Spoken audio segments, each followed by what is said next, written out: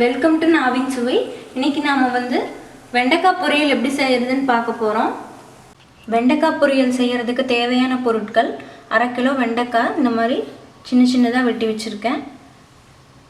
ஒரு 15 சின்ன வெங்காயம், நீங்கள் பெரிய வெங்காயம் கூட யூஸ் பண்ணிக்கலாம். 2 டேபிள் ஸ்பூன் தேங்காய் துருவல், 1/2 டீஸ்பூன் மஞ்சள் தூள், 1 டீஸ்பூன் சீரகம், 1 டேபிள் ஸ்பூன் மிளகாய்த்தூள், உப்பு தேவையான அளவு, எண்ணெய் 3 டேபிள் ஸ்பூன். எண்ணெய் சூடானதுக்கப்புறமா இதில் கட் பண்ணி வச்சுருக்க வெண்டைக்காய் சேர்த்துக்கலாம்.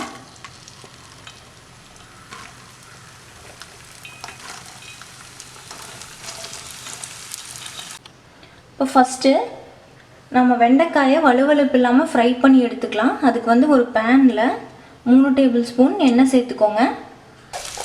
இந்த வெண்டைக்காயை நீங்கள் கட் பண்ணுறப்போ ஈரமே இருக்கக்கூடாது. நம்ம எவ்வளோ தான் வாஷ் பண்ணாலும் இந்த வெண்டைக்காயில் அந்த பிசுபிசுப்பு தன்மை இருக்கும். ஸோ அது போகிறதுக்காக ஃபஸ்ட்டு எண்ணெய் விட்டு இந்த வெண்டைக்காயை மட்டும் நல்லா ஃப்ரை பண்ணி எடுத்துக்கலாம்.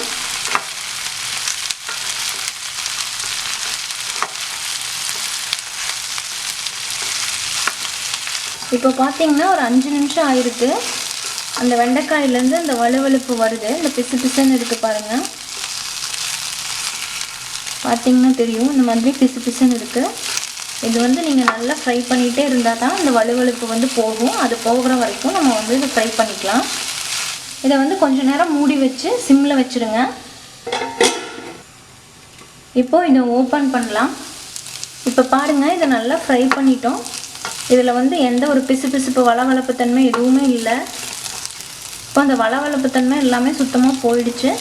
ஸோ ஸ்டவ்வை ஆஃப் பண்ணிக்கலாம். ஸ்டவ் ஆஃப் பண்ணிவிட்டு வேறு பாத்திரத்துக்கு இதை மாற்றிக்கலாம். இப்போ அதே பேனில் கொஞ்சமாக எண்ணெய் சூடு பண்ணிக்கோங்க.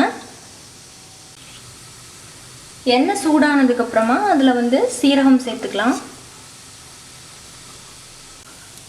சீரகம் வெடித்ததுக்கப்புறம் வெங்காயம் சேர்த்துக்கோங்க.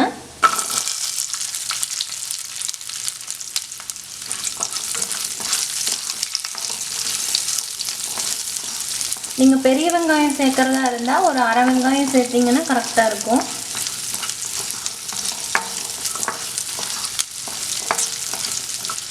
வெங்காயம் வதங்கினதும் மஞ்சள் தூள் சேர்த்துக்கோங்க. அப்புறம் மிளகாய்த்தூள், தேவையான அளவு உப்பு, இதெல்லாத்தையும் சேர்த்து ஒரு வாட்டி கலந்து விட்டுருங்க. இப்போ இதில் நம்ம ஃப்ரை பண்ணி வச்சுருக்கிற வெண்டைக்காய் சேர்த்துக்கோங்க.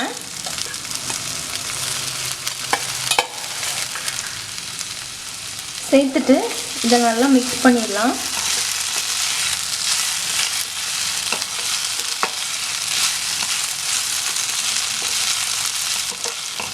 ஸ்டவ் மீடியம் ஃப்ளேம்லேயே வச்சுக்கோங்க. ரொம்ப ஹை ஃப்ளேமில் வைக்க வேணாம்.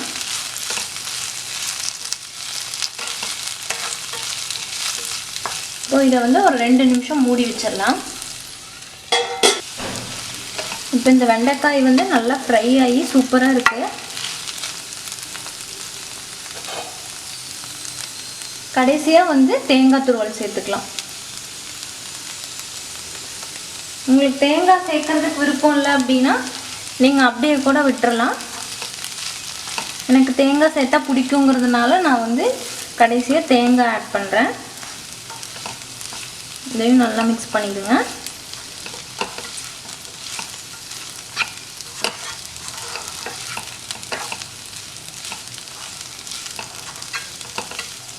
இப்போ இது எல்லாமே நல்லா மிக்ஸ் ஆகிடுச்சு. நம்ம ஸ்டவ் ஆஃப் பண்ணிக்கலாம். இப்போ நம்மளோட வெண்டைக்காய் பொரியல் தயாராகிடுச்சு. இதை நீங்கள் தயிர் சாதம், இல்லை சாம்பார், பருப்பு சாதம், இந்த மாதிரி எதோ கூட வேணாலும் சேர்த்து சாப்பிட்லாம். இல்லை ஒயிட் ரைஸ்க்கும் நீங்கள் தனியாகவே இதை பிசைஞ்சு சாப்பிட்டாலும் அது டேஸ்ட்டாக இருக்கும். ஸோ இதை கண்டிப்பாக உங்கள் வீட்டில் ட்ரை பண்ணி பாருங்கள்.